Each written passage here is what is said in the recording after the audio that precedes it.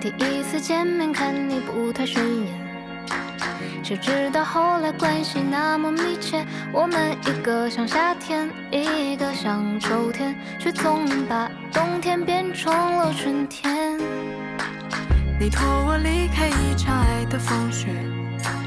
我被你透出一次梦的断裂，遇见一个人，然后生命全改变，原来不是恋爱才有的情节。如果不是你，我不会相信朋友比情人还死心塌地。就算我忙恋爱，把你冷冻结冰，你也不会恨我，只是骂我几句。如果不是你，我不会确定朋友比情人更懂得倾听我的弦外之音，我的有口无心，我离不开darling，更离不开你。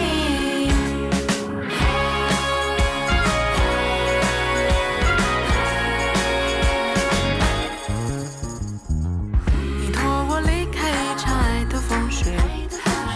我被你逃出一次梦的断裂，遇见一个人，然后生命全改变，原来不是恋爱才有的情节。